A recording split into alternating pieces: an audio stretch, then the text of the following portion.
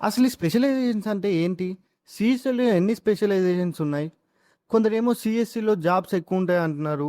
కొందరేమో ఆ స్పెషలైజేషన్స్‌కి high package ఉందంటున్నారు. ఇంకొందరేమో సీఎస్ఈ కోర్‌కి డిమాండ్ ఎక్కువ ఉంటుందంటున్నారు. కొందరేమో అసలు సీఎస్ఈలో ప్లేస్‌మెంట్సే లేవు. లే ఆఫ్స్ అవుతున్నాయి. రిక్రూట్స్ చేసుకోవట్లేదు అని అంటున్నారు. ఇవన్నీ వింటుంటే నా బుర్ర పాడవుతుంది బ్రో. ఇలాంటి డౌట్స్ ఇంటర్ పాస్ అయిన ప్రతి ఒక్క స్టూడెంట్ మైండ్‌లో ఉంటాయి. ఈ వీడియోలో స్పెషలైజేషన్స్‌కి సంబంధించిన కంప్లీట్ డీటెయిల్స్ డిస్కస్ చేద్దాం. Hi everyone, welcome back to Upfords. First of all సిఎస్సిలో స్పెషలైజేషన్స్ ఏమేమి ఉంటాయి అనేది చూద్దాం. సిఎస్ఎం అంటే computer science and engineering and machine learning. CSD అంటే computer science and engineering with data science. ఇక్కడ CSM machine learning and data science అనేవి specializations అనమాట. మీకు ఈ కోర్సెస్లో కంప్యూటర్ సైన్స్ ప్లస్ స్పెషలైజేషన్స్ రెండు కూడా నేర్చుకుంటారు. నెక్స్ట్ వన్ వచ్చేసి CSE computer science and engineering plus cyber security. Next one వచ్చేసి AIML artificial intelligence and machine learning. Next computer science and engineering plus IoT. IoT అంటే ఇంటర్నెట్ ఆఫ్ థింగ్స్. సో ఇక్కడ computer science and engineering plus అడిషనల్గా చెప్పినవన్నీ కూడా specialisations.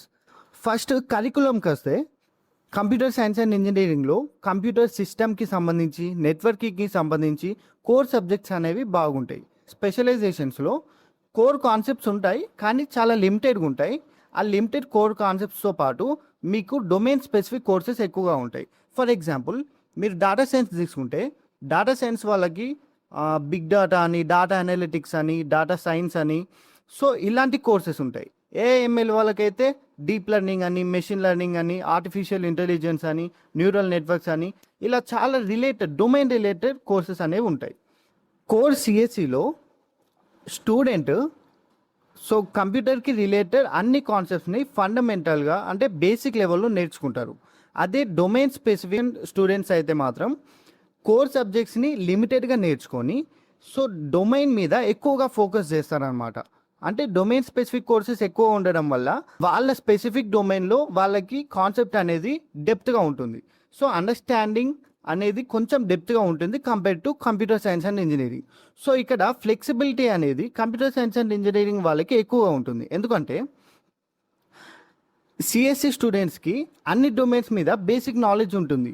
So వాళ్ళు ఏ డొమైన్కైనా ఈజీగా shift అవ్వగలరు. Domain specific స్టూడెంట్స్ని చూసుకుంటే సో వాళ్ళు స్టార్టింగ్ నుంచే వాళ్ళ డొమైన్ మీద ఫోకస్ చేయడం వల్ల మిగతా డొమైన్స్ మీద వాళ్ళకి ఐడియా అనేది ఉండదు. సో ఫ్యూచర్లో వేరే డొమైన్కి షిఫ్ట్ అవ్వాలంటే కొంచెం డిఫికల్ట్గా ఉంటుంది. సో ఫ్లెక్సిబిలిటీ అనేది కంప్యూటర్ సైన్స్కి ఎక్కువగా ఉంటుంది. నెక్స్ట్ ప్లేస్మెంట్స్ విషయానికి వస్తే సిఎస్సి అండ్ స్పెషలైజేషన్ స్టూడెంట్స్కి అందరికీ కూడా సేమ్ ఆపర్చునిటీస్ ఉంటాయి. కానీ ఒక డిఫరెంట్ ఇక్కడ ఏమొస్తుందంటే కొన్ని కంపెనీస్ ఉంటాయి especially working on artificial intelligence అంటే డొమైన్ స్పెసిఫిక్గా వర్క్ చేసే కంపెనీస్ ఏవైతే ఉంటాయో అవి మాత్రం ఈ డొమైన్ స్పెసిఫిక్ స్టూడెంట్స్నే పిక్ చేసుకుంటాయి. సో అలాంటి స్పెసిఫిక్ కంపెనీస్ కాకుండా మిగతా కంపెనీస్ అన్నీ కూడా సిఎస్సి స్టూడెంట్స్ని అండ్ స్పెషలైజేషన్ స్టూడెంట్స్ని అందరినీ కూడా రిక్రూట్ చేసుకుంటాయి. డిమాండ్ దేనికైతే ఎక్కువ ఉంటాయో వాటికే శాలరీ అనేది ఎక్కువ ప్రొవైడ్ చేస్తారు కంపెనీస్. సో మనం డిమాండ్ని బట్టి శాలరీని ఎస్టిమేట్ చేయాలన్నమాట. సో ప్రస్తుతానికి డిమాండ్ ఎక్కువ ఉంది మాత్రం ఏఐఎంఎల్ అండ్ సిఎస్ఎం డాటా సైన్స్కి డిమాండ్ ఎక్కువ ఉంది. కాబట్టి స్పెషలైజేషన్ బ్రాంచెస్కి ప్యాకేజెస్ హై ఉంటాయి కంపేర్ టు కోర్ సిఎస్సి. కానీ స్పెషలైజేషన్స్లో ప్రస్తుతానికైతే ఫ్రెషర్స్కి జాబ్స్ చాలా తక్కువ ఉన్నాయి. సో ఎక్స్పీరియన్స్ని బట్టి వాళ్ళు రిక్రూట్ చేసుకుంటున్నారు. కొంచెం ఎక్స్పీరియన్స్ ఉన్న స్టూడెంట్స్కి మాత్రం స్పెషలైజ్డ్ పొజిషన్స్లో ఎక్కువ ప్యాకేజెస్ అయితే ఉన్నాయి. సో ఫ్యూచర్లో దేనికి ఎక్కువ స్కోప్ ఉంటుంది అని నన్ను అడిగితే మనం ఫస్ట్ అయితే కోర్ సిఎస్సి ఉండేది. కానీ కోర్ సిఎస్సి నుంచి ఇన్ని బ్రాంచెస్ పుట్టుకొచ్చాయి అంటే వాటికి డిమాండ్ పెరుగుతుంది అని అర్థం. అండ్ దాంట్లో ఎక్కువగా టెక్నాలజీ ఎవాల్వ్ అవుతుంది అని అర్థం. ఫ్యూచర్లో కూడా ఈ స్పెషలైజేషన్ ఎవాల్వ్ అయ్యే ఛాన్సెస్ ఎక్కువగా ఉన్నాయి. అలాగని చెప్పి కోర్ సిఎస్సికి డిమాండ్ తగ్గుతుందా అంటే అలా ఏముండదు. ఫ్యూచర్లో ఒకవేళ మీరు హైయర్ ఎడ్యుకేషన్కి వెళ్దామని అనుకుంటే మాత్రం మీకు కోర్ సిఎస్సి ఎక్కువ హెల్ప్ అవుతుంది. ఫైనల్గా ఏజ్ చూస్ చేసుకుంటే బెటర్ అని నన్ను అడిగితే మీరు మీ ఇంట్రెస్ట్ని బట్టి మీ ఫ్యూచర్ గోల్స్ని బట్టి ఏదైనా ఒక బ్రాంచ్ని చూస్ చేసుకోవడం బెటర్. సో కొందరు స్టూడెంట్స్ ఏమో బీటెక్ తర్వాతే జాబ్ రావాలి, ఒక హై ప్యాకేజ్ జాబ్ని క్రాక్ చేయాలి, ప్లేస్ అయిపోవాలి బీటెక్ తర్వాత అని అనుకుంటారు. వాళ్ళు స్పెషలైజేషన్ బ్రాంచెస్ని చూస్ చేసుకోవచ్చు. కొందరు హైయర్ స్టడీస్కి వెళ్ళాలనుకుంటారు. వాళ్ళకి నా సజెషన్ వచ్చేసి కోర్ సిఎస్సి వైపుకి వెళ్ళండి. ఎందుకంటే కోర్ సిఎస్సిలో మీకు అన్ని డొమైన్స్ మీద ఒక బేసిక్ నాలెడ్జ్ ఉంటుంది కాబట్టి తర్వాత హైయర్ ఎడ్యుకేషన్లో మీ ఇంట్రెస్ట్ని బట్టి స్పెసిఫిక్ డొమైన్ని చూస్ చేసుకునే ఫ్లెక్సిబిలిటీ ఉంటుంది. ఇంకా కొందరు స్టూడెంట్స్ గవర్నమెంట్ జాబ్స్కి ట్రై చేస్తూ ఉంటారు, సివిల్స్కి ప్రిపేర్ అవుతూ ఉంటారు. సో అలాంటి స్టూడెంట్స్కి కూడా నా సజెషన్ వచ్చేసి కోర్ సిఎస్సి చూస్ చేసుకోండి. ఎందుకంటే మీకు కాంపిటేటివ్ ఎగ్జామ్స్కి వెళ్తే కోర్ సిఎస్ సబ్జెక్ట్స్లో నుంచి ఎక్కువ క్వశ్చన్స్ అడుగుతారు. కోర్ సిఎస్సి మీకు చాలా బాగా హెల్ప్ అవుతుంది అక్కడ. ఇంకొందరు స్టూడెంట్స్ ఎంసెట్ ర్యాంక్ తక్కువ వచ్చినా కూడా సాఫ్ట్వేర్ సైడ్కి వెళ్ళాలి అని ఇంట్రెస్ట్ ఉంటుంది. సో వాళ్ళు ఏం చేయొచ్చు అంటే, సో మీరు బ్రాంచ్ ఏదైనా ఒకటి చూస్ చేసుకోండి.